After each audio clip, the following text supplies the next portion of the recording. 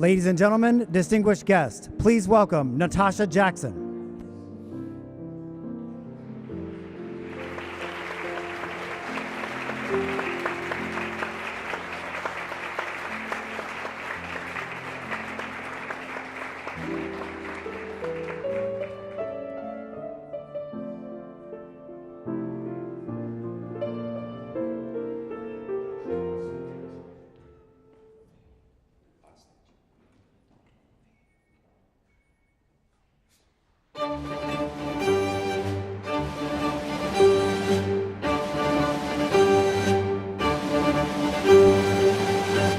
Ladies and gentlemen, distinguished guests, the President of the United States, accompanied by the Vice President of the United States and the 42nd President of the United States, the Honorable Bill Clinton.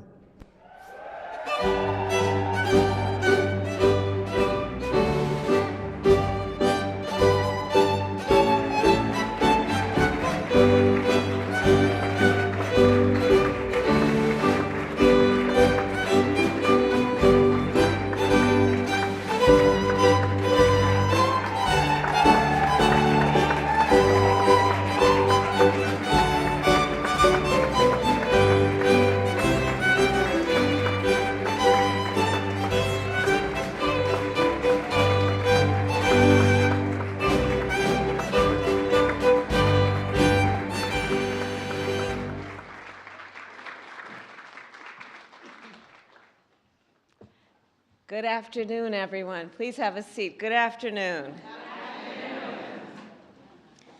President Biden, President Clinton, members of our cabinet, members of Congress, and our fellow Americans, nearly 30 years ago, just outside in the Rose Garden, our nation took a long overdue step to give working people, and in particular working mothers, the dignity, respect, and support they deserve. Before then, many of us will remember, working people faced often impossible choices. The choice either to take care of a loved one or keep a job. The choice either to protect one's health or protect one's livelihood. But thanks to the Family and Medical Leave Act, millions of Americans since then have been spared these false choices. Everyone here understands the importance of being able to care for the people we love. On a personal note, when I was District Attorney of San Francisco, my mother was diagnosed with cancer. And I spent many hours with her at the hospital and driving her to and from chemotherapy appointments. Fortunately, however, I had the type of job then where I could take the time I needed to be with my mother. But far too many others cannot. And let us be clear, in America in the 21st century, every worker should be able to take time off to care for themselves or for the people they love.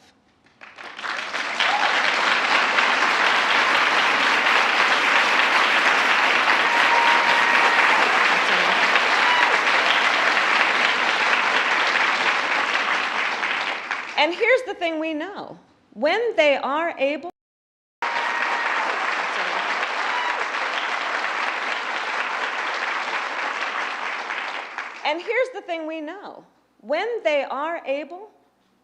our entire nation benefits. Consider, for example, women are 40% more likely to need family or medical leave because they are more likely to take on caregiving responsibilities. And studies have shown that when women receive the leave they need, they are more likely then to stay in the workforce, which means a stronger economy, raising wages for workers overall, and, by the way, raising profits for companies overall. It also means families are more secure, and our entire nation is more prosperous. Over the past half-century, the women's workforce participation has increased by 30%. That change alone has strengthened our economy by over $2 trillion. Just imagine. And there's still more work to do. So, as we celebrate this important milestone this afternoon, let us continue to fight to build on the Family and Medical Leave Act so that every worker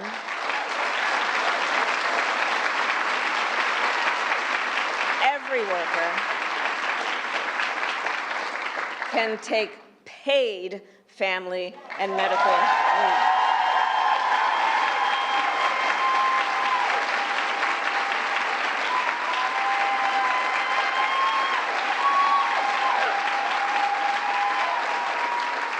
And now, it is my great honor to introduce a leader who had a vision 30 years ago that has benefited generations of American families. Realizing that vision was one of his central promises when he ran for president in 1992. And the Family and Medical Leave Act was the first bill, because of his priority, the first bill that President Clinton signed into law. And of course, it was possible thanks to another extraordinary leader who was also named Clinton, and a partner to the president, Hillary Clinton. And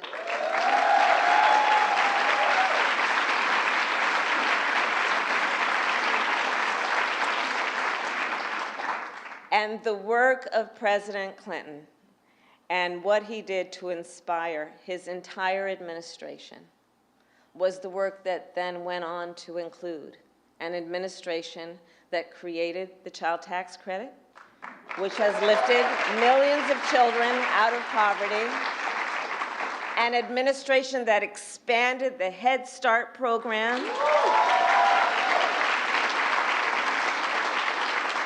and helped generations of children reach their incredible potential, an administration that signed the Violence Against Women Act into law. We want to thank Joe Biden. See, they've been on this stage together before.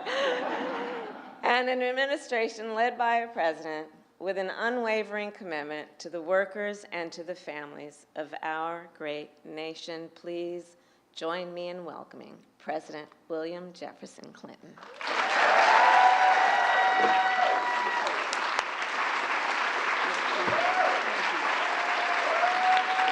Thank you. Thank you very much. Somewhere I'm supposed to have some notes here. These are the President Biden's notes. Why don't you just deliver mine? Why don't I just give your speech, and you can give mine. I found it.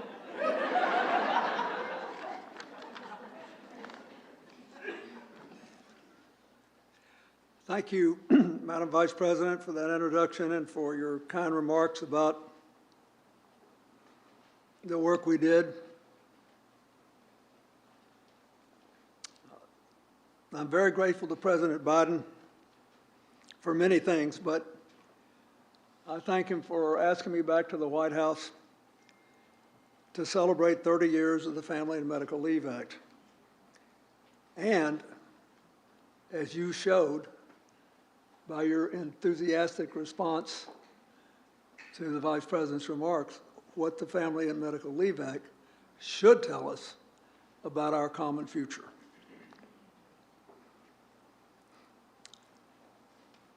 The bill was the result of years of passionate advocacy and effort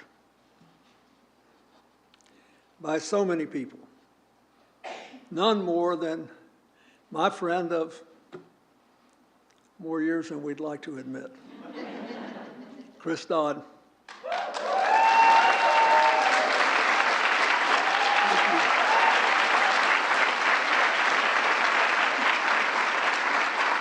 So before I started running for president, I was a governor, but I was very interested in this issue, and I kept noticing that Dodd introduces this bill every year. And he introduced it for 6 years, I think, before it passed. So he passed it, it got vetoed. And then he passed it again, and it got vetoed again.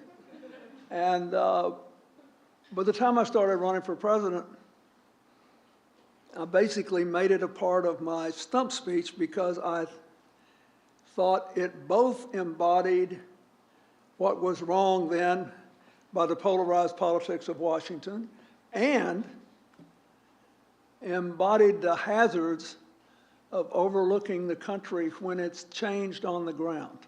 What do I mean by that? The president and I and Nancy and Chris and all of us who are, dare I say it, 75 or older, we grew up in a different time. We grew up in a different time. My mother always worked, and my grandmother did, but they were atypical. By the time the 1992 election unfolded, there were more and more families where both the mother and the father had to work to make a living, or where there was only one parent in the home with the children. In a situation like that, both the society and its political leaders look utterly hypocritical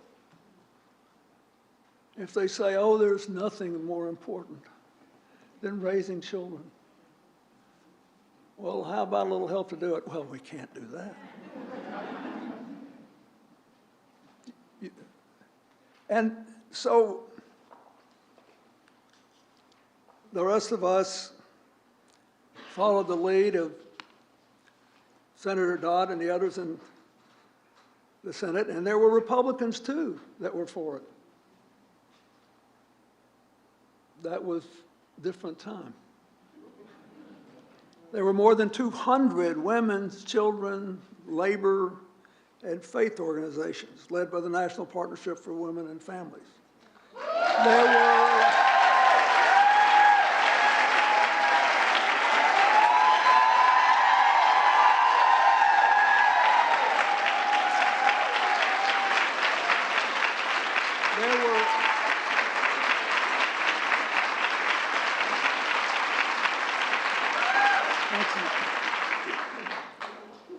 If you ever feel drifting, just ask Judy Lickman what you should do. She'll tell you.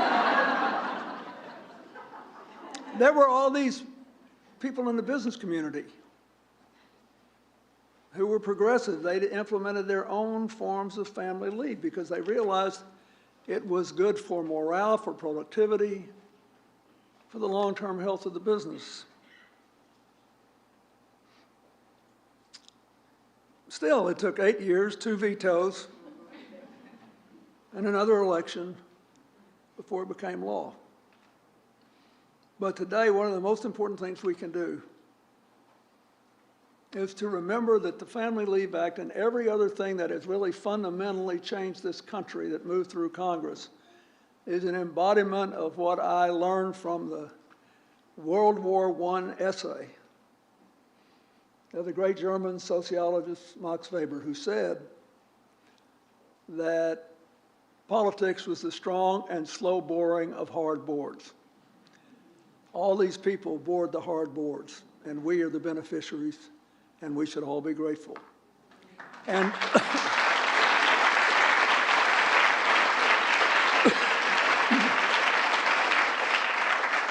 I kept saying that all the time when people wondered why, when the president took office, we didn't have the infrastructure bill, the CHIPS Act, the Anti-Inflation Act, and all the climate change stuff in 15 minutes. And one of the reasons I was so happy when he got elected president is I watched him spend 15 years, if that's what it took, to make the changes that we needed to make this country a better place to live. So I think we should remember that. I also think you should know, Chris Dodd will tell you the same thing. After all these years, I still have more people mention the Family Leave Act to me than any other specific things I did. And no one ever talks about what gets all the press coverage, the political process. How long did it take? Who got derailed? What went up? What went down? Nobody. They tell you their story. That's when you know, for good or ill, that we have united the country. Then my job is to introduce a storyteller. So I will tell you my story and the point of her story. First time I ever got on an airplane after I left the Oval Office. Boy, what a bummer.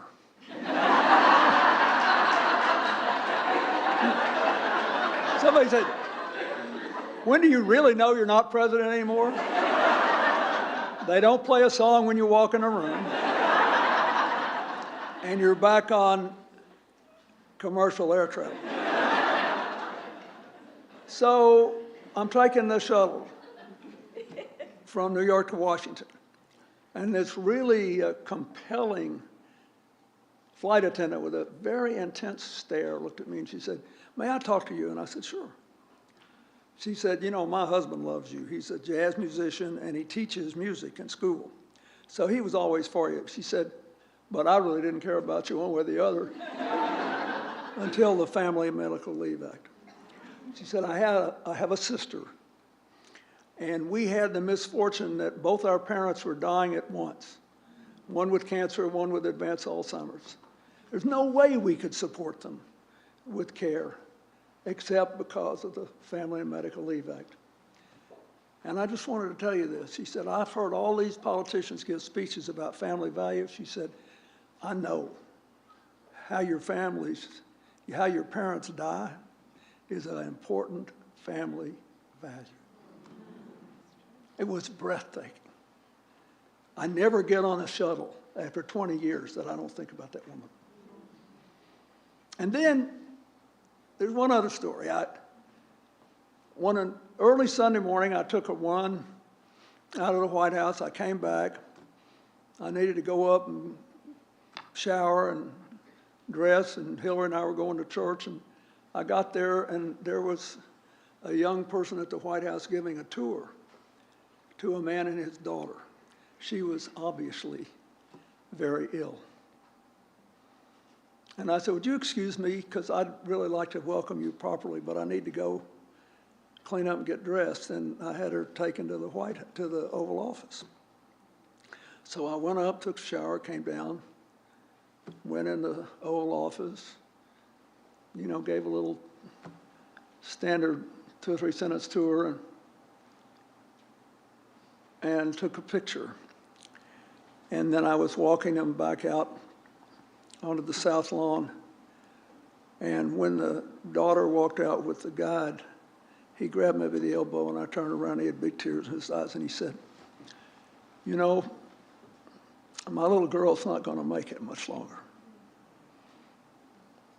But he said, "Because of the Family and Medical Leave Act,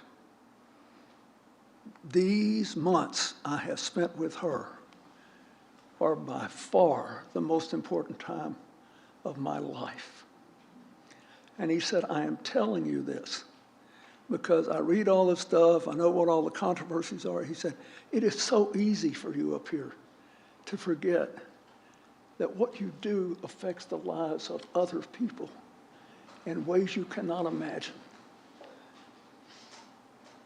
I don't know what I would have done if I hadn't been able to share this time with my daughter. Now, we're here first to celebrate the fact that now about 400 million times in the last 30 years, Americans have taken advantage of the Family and Medical Leave Act.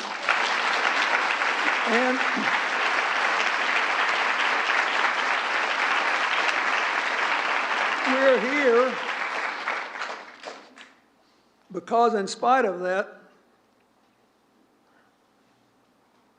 and in spite of the 2020 study that the Department of Labor did, finding that 95% of employers said that the Family and Medical Leave Act either didn't hurt or actually helped productivity, reduce turnover, and increase morale. There's still a lot of problems that cannot be solved without some form of paid leave. And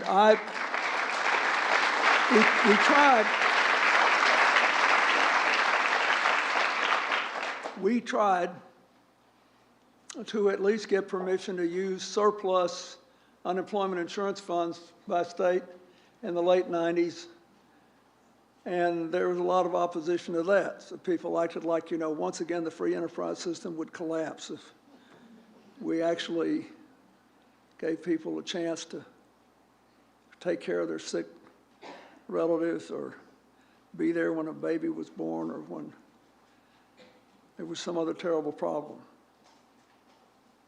So we need more stories, not process, stories. People need to understand that as great as this was, there's still a lot of people left out. That's the real purpose of today. So one of the stories you haven't heard is Natasha Jackson's, and she's a pretty good storyteller. So I ask you to welcome her to the stage.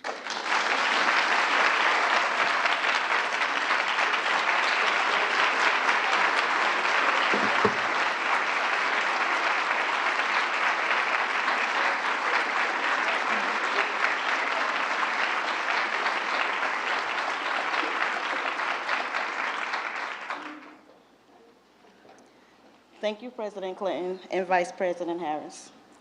I'm Natasha Jackson, and I'm from Charleston, South Carolina. I'm here today with my husband, Josh. I'm honored to celebrate the 30th anniversary of the Family and Medical Leave Act, as well as recent wins, including the Pregnant Workers Fairness Act.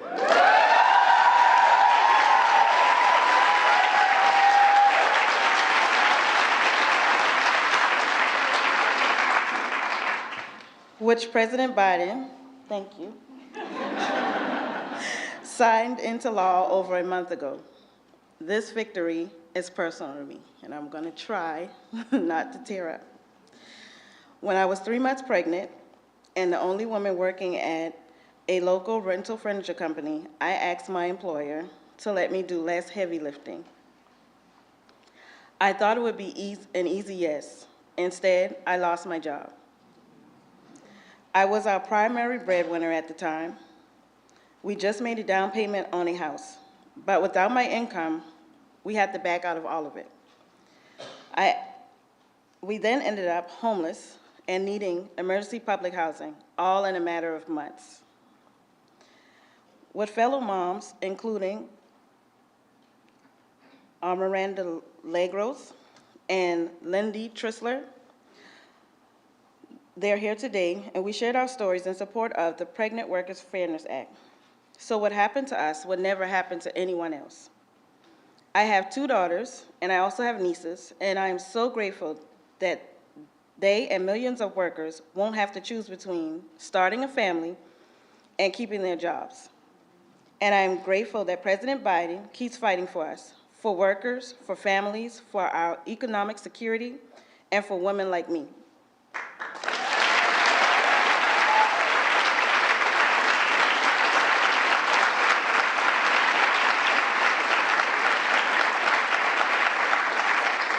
So with that being said, I am honored to introduce President Joe Biden.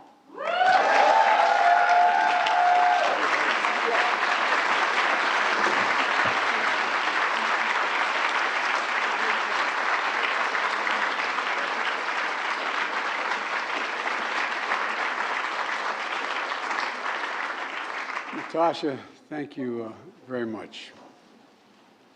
Folks, as I was sitting listening to everyone, I was reminded that back during a very, very important hearing on the Judiciary Committee when I was chairman, we were working on a very difficult subject. I won't mention it was a justice that was very conservative, and we were working very hard to keep him from being on the bench. He was a decent man, but his philosophy was not. And we had worked really, really hard, bringing in scholars from all around the country during the entire summer preparing for this hearing. And one particular person was in charge of knowing the detail, all the significant detail of all of his voting record. And just before we started the hearing, as a matter of fact, the day of the hearing, I heard that he was having difficulty at home with a marital circumstance. But he kept showing up for the hearings. Mr. President, I told him that if he came in and continued to come in, he was fired. And the reason I did that was because I remember what happened to me.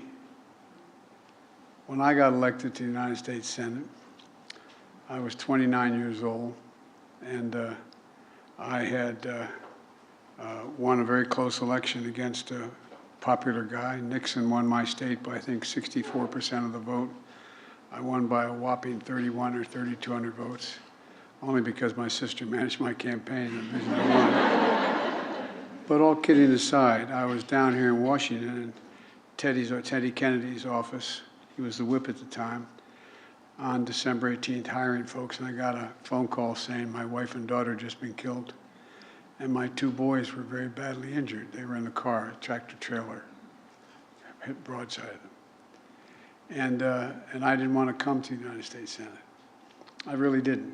I had my brother and my sister, and Chris knows them both well. I asked them to talk to the incoming governor. We elected a Democratic governor as well. But we hadn't had what was referred to as a progressive senator in Delaware for a while because it was a very conservative. It used to be a red state. We didn't call it that then. But a group of senators who were really so good to me, saved my sanity, starting with Mike Mansfield and Tom Eagleton and the distinguished senator from South Carolina, Fritz Hollings, and Tom Eagleton, and they all said, come and just stay 6 months. At the time, I thought they said, you have to help us organize. We had 58 Democratic senators. That's how smart I was. But the point was that I started commuting every day, 260 miles a day on the train to come home with my kids. And that's because I was really, really lucky. I had a sister who's my best friend and a brother who's my buddy, 5 years younger. And they gave up where they lived and moved into where I was, helped me raise my kids. And every morning I dropped my kids off when they were little at my mom's house, not far from ours. And I thought to myself, I was able to continue to work and continue to be paid because I had the option of being able to, I had a family that was so supportive and a universal family just around me taking care of everything. And I swore that since I was able to, and by the way, when you're a senator and you only have one, you have 1,000 bosses, but you only have one with you. And you make a decision to if you're going to vote or not vote. And sometimes when there was an important event, a teacher meeting, not a joke, or a baseball game or whatever, I'd look and see what the votes of the day were, and if they weren't consequential, they were going to pass overwhelmingly one another, I'd stay with my kids. I'd go to the teachers' meeting. And I thought to myself that, you know, if in fact I could do that, I was going to make sure everyone in my office, and so everybody who works for me gets a memo.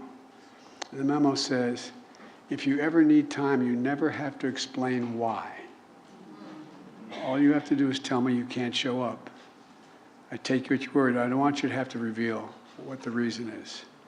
If you don't, you can't show up, you can't show up. I'm trusting you that you're not going to play a game. Well, you know, there's so many people who can't. You know, Madam Vice President, I want to thank you and for all the women and families that are taking care of everybody. And I want to thank the members of Congress that are here, working families. Chris, who I know as we've been friends a long time, is Christy. Christy, you're the reason for the Family Medical Leave Act. You wrote it. And this guy felt it in every fiber in his being when he was running, when he was governor, and when he became president. And by the way, welcome home, old buddy.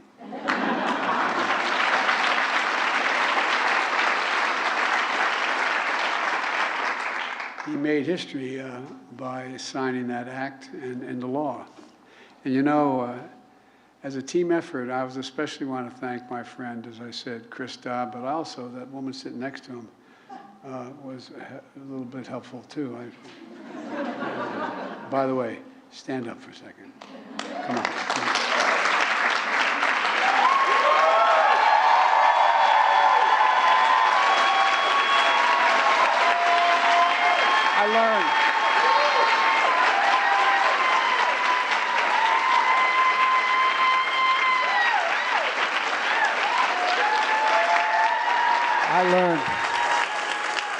I learned a long time ago. Just say yes. Have you ever asked me everything I just haven't said yes? Because then I'm going to have to say it eventually. Please sit down. But all kidding aside, you know, Chris first introduced that bill, I think, in '86, if I'm not mistaken, the mid-'80s. And working with Republicans. Chris and I still have this weird idea you can still work with Republicans. You negotiated a bipartisan compromise to get it done. And meanwhile, along came candidate Clinton, and he not only signed it, but he convinced people why it was such a good thing to do. And it was a good thing to do.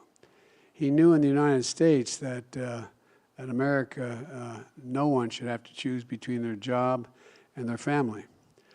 Chris has heard me say this 1,000 times. My dad used to say, Joey, a job's about a lot more than a paycheck. It's about your dignity. It's about respect. It's about your place in the community. And the American people agreed. Because of the years of work and the tenacious advocacy of many of you who are here today, of course, First Lady Hillary Rodham Clinton, as a tenacious advocate as ever was, for this law as well. 2 weeks after President Clinton took office, it became a law. And it transformed the lives of literally millions of men and women. The law was a step toward that dignity my dad used to talk about. Dignity for working families. Dignity for workers who have serious illnesses like cancer, and parents and new children and aging parents, disabled family members. I mean, it makes a gigantic difference. Dignity for women who are so often responsible for caring for everybody else in the family. And dignity for men, because being there for your family is often the most consequential thing you can do. The most consequential thing, as the example that the president gave about that father he met. Dignity and security for millions of families, because finally, for the first time in history, a majority of working Americans could take time off work, care for somebody they loved, and care for themselves without fear of losing their job. To have a little dignity when they needed it most. And folks, and by the way, family medical leave isn't only for workers and families. As mentioned earlier, and I'll not go into the detail, but as pointed out by both my colleagues, it's good for business. It's good for business. And it's increased the overall GDP by well over $1 trillion. It's done a lot of really, really good things. When workers can take leave, when they're able to do that rather than have to stay in their job, they're better off, and the businesses are better off as well, because things get done. As a nation, we've made a lot of progress over the last 30 years. Over time, we've expanded the Family and Medical Leave Act. Up to 26 weeks of leave to care for service members with serious illnesses or incurred on active duty. My son lay in the hospital for 18 months after coming back from Iraq. died. I don't know how, if I hadn't had this job, I don't know quite what I would have done. I don't know quite what we would have done. And so the fact is, up to 12 weeks to handle military deployments, because when the deployment occurs, it really changes a family and takes it all out of gear. And look, which can be it can be a major adjustment for families. 12 weeks paid parental leave for federal employees. And then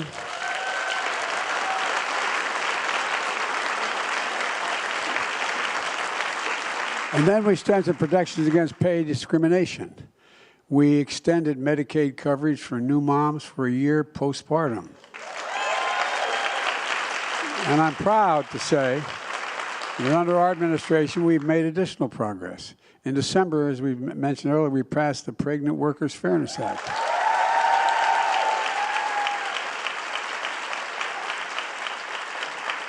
It filled an important gap in federal protection by requiring employees to make reasonable accommodation for pregnant women and new moms, like letting them have water breaks, bathroom breaks, sit down and work breaks.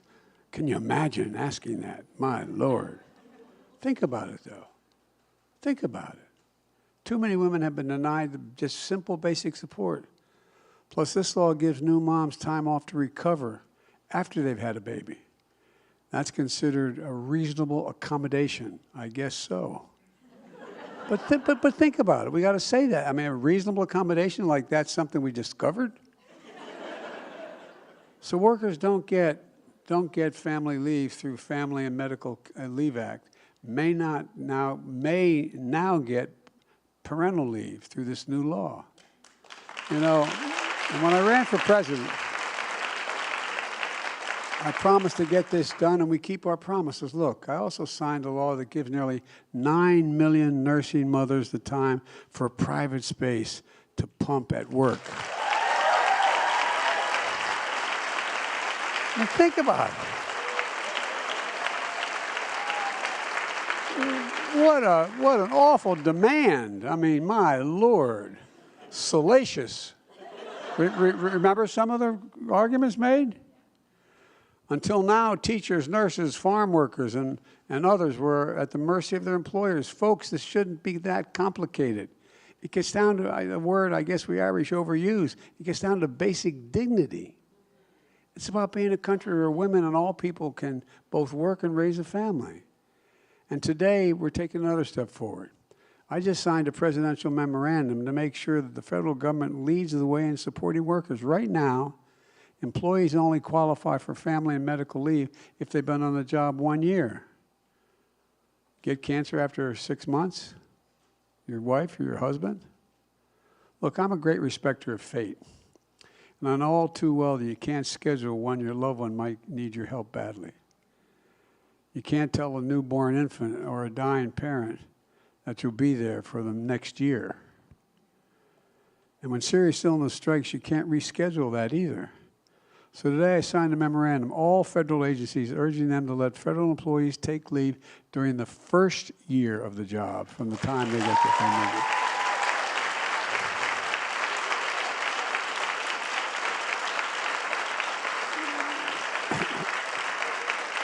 And I'm also directing the Office of Personnel Management to develop recommendations to help federal employees take leave when they need to find safety from domestic violence, dating violence, sexual assault, or stalking, so-called safe leave.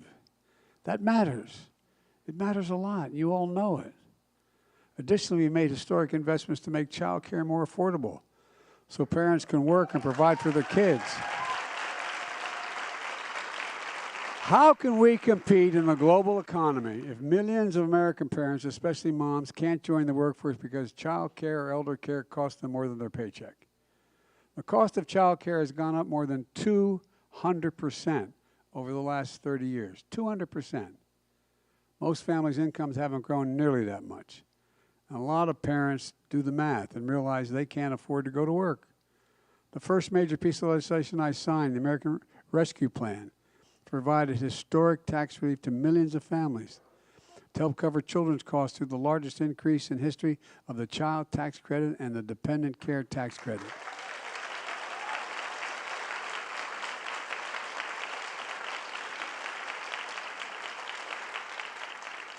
thing we don't talk about much either, it also helped 200,000 child care providers, many of them in small businesses, stay open during the pandemic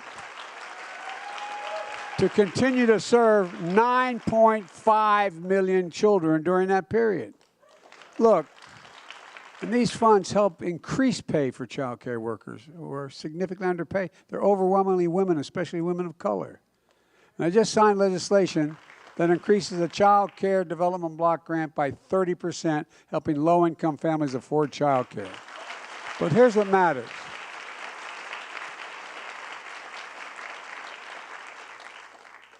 More than half the women in my cabinet, more than half the people in my cabinet, more than half of the women in my administration are women.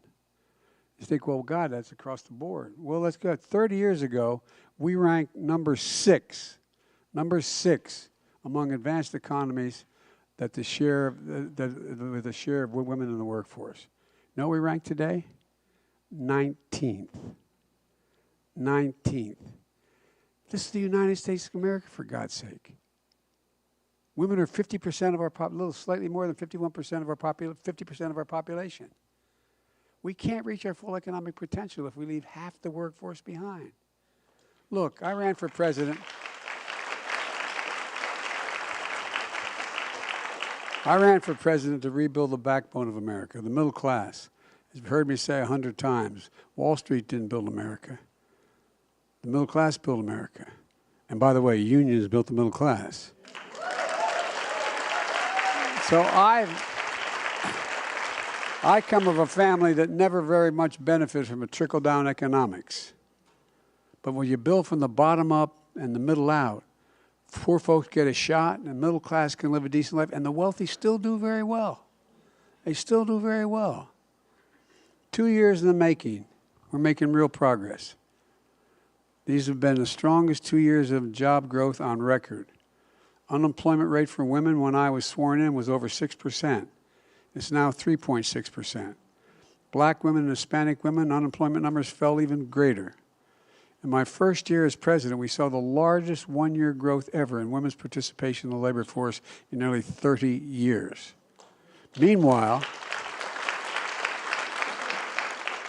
to disprove the notion this is going to cost the economy, the economy is growing. Wages are up. Over the last 2 years, more Americans have applied to start a small business than any year on record. Any year on record. And a critical part of that is creating an economy where all workers, including women, have access to jobs, education, training, and support they need to seize the opportunity while still being there for their families. Look, the legislation we celebrate today was an incredibly important step, but a first step. In the United States, still one of our only countries in the world that doesn't guarantee paid leave. One of the only countries in the world that doesn't. Look, as a result, 94% of our lowest wage workers, mostly women and workers of color, have no paid family leave at all, 94%. Meaning you can only take time to care for your loved one if you can afford to give up your salary. I remain committed to changing that and bringing the line with every single other major economy in the world by passing a national program of paid leave and medical leave.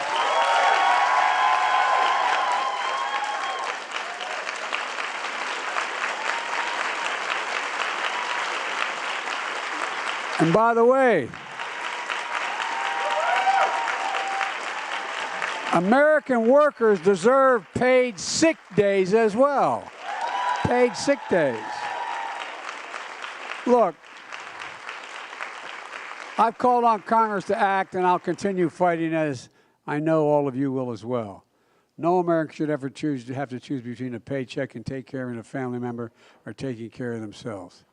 You know, I believe that one of the best ways to continue making progress is to ensure women are at every table where decisions are made. Every table, not a joke. I promised that my administration would look like America. As I said, my cabinet is the first majority female cabinet in American history. And we just heard from the first ever woman vice president.